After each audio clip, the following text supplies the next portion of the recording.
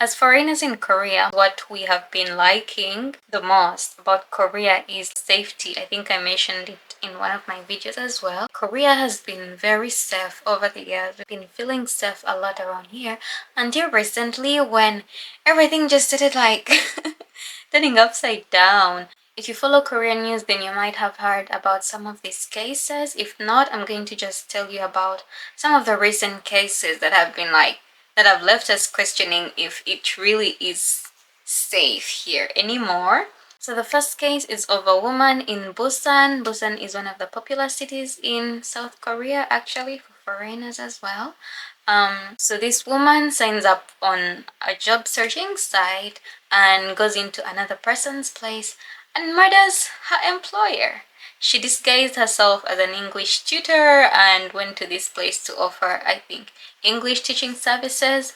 And while there, decided to murder the person, dismember her, and put her in a suitcase, put the body of the lady in a suitcase, and wanted to throw her in some river in Busan. And that's just so sad. And the next ones that have been like very frequent were stabbings. So the first one is of a man in Shillim, which is a city in Korea. This man just like at the exit of a subway pulls out a knife and starts stabbing people. Another one is of a man that just drove into a sidewalk near a department store and pulled out a knife and started stabbing people. And all these are very scary because these are things we did not expect to happen. People died, people are injured, and it just left us wondering, like, are we really safe? It's like anything can happen. And the stabbings did not stop there, actually. People started making online threads that they're going to go to, I don't know, like they just started naming different stations that this is where they're going to stab people, and they would put a number like, we're going to stop this number of people in this station. And it's all just crazy, but as a foreigner you kind of feel scared and less safe.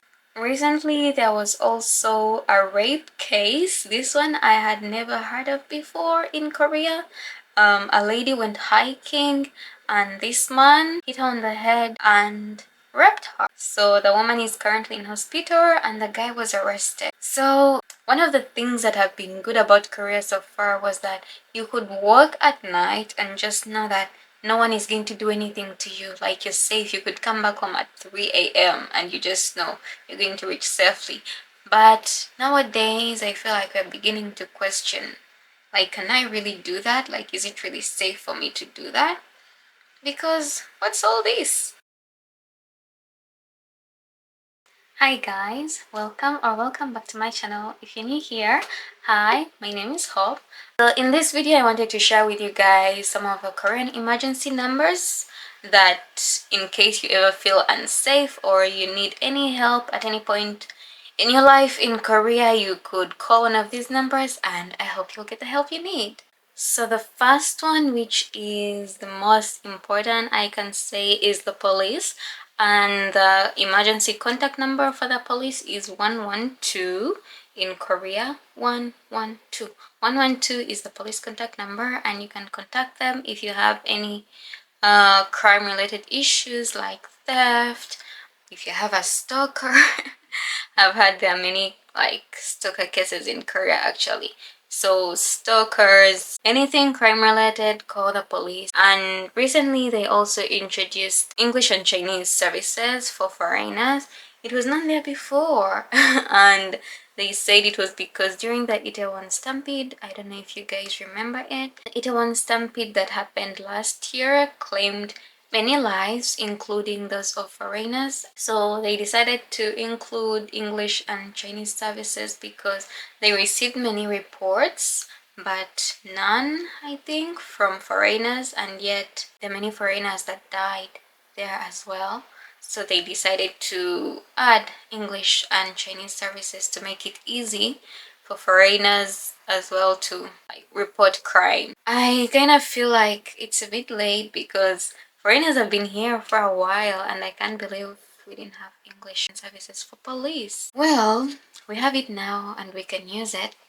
So if you ever have a crime to report, or if you have a stalker, call the police. 112. Next one is the emergencies, the ambulance, the fire department. The fire department emergency number is 119 in Korea, not 911.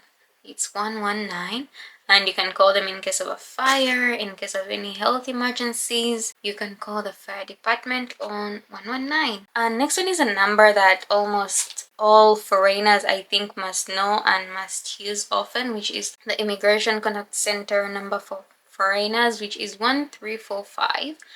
Provides different languages. It provides English, it provides Chinese as well. So whenever you call, you don't need to be worried that you won't know Korean.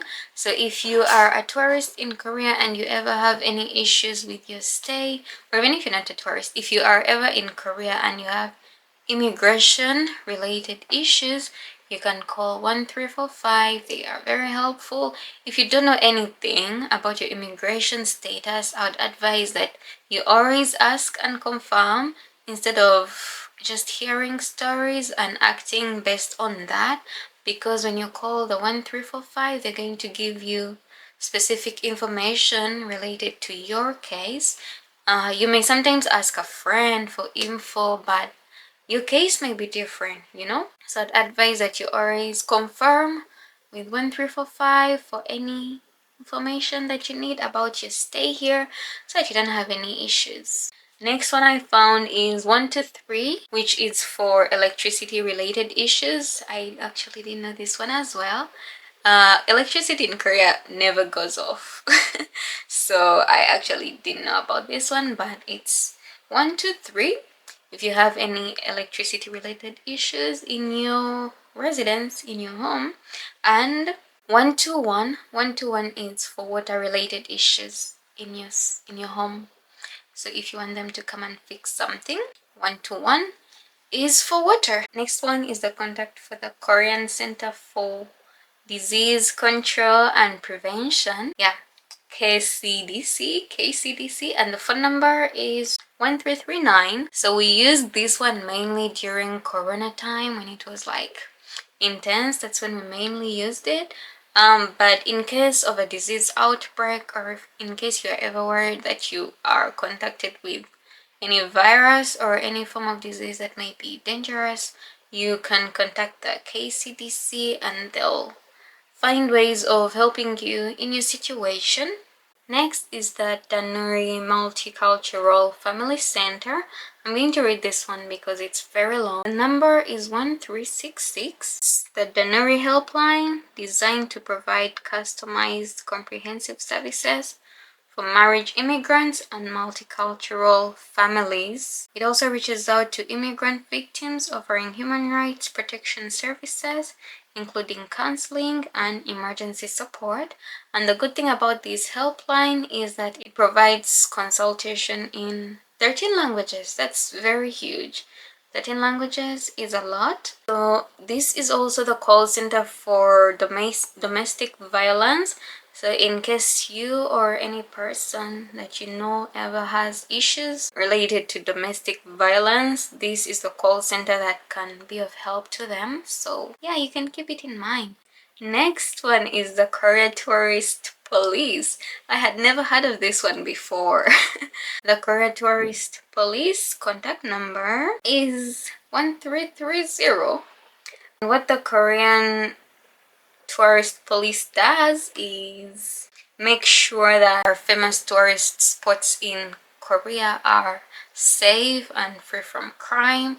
1330 also provides tourists with information, so it's also a foreign tourist information call center. Let's say if you are ever in Korea as a tourist and you go to a hospital but you do not speak Korean and you need someone to help you translate to English, you can call this phone number and they'll help you. Let's say you need an ambulance and you call 119 but they do not have an English speaking service, you can call 1330 and they will contact a nearby hospital to send you an ambulance. Yeah, so with 1330 they'll help you deal with any issues you have as a tourist in Korea. Okay, next one. This one is also very important. If you ever want to report a missing person or property, let's say someone stole your bag or someone stole your bike. If you ever need to report a missing person, you can call 182. 182 is the missing persons and property hotline in Korea. Make sure you remember it in case you ever need it. In Korea, theft is not that common, but in case you ever need it, it's there. And they're also in Korea, if you report a missing person, they normally send like messages to almost everyone with the description of the person that got lost, so that everyone like looks out for you. So in case you ever have a missing person or missing property, 182 is the hotline for you. I think those are the main emergency Korean phone numbers I wanted to share with you guys. I hope that we never have to use any of these numbers, but in case of any problem, just don't keep quiet with it because you can always get help. Yeah, you can use any of these numbers at any time to get the help that you need. I hope this video was helpful. Thank you so much for watching, and I'll see you in the next one. Bye!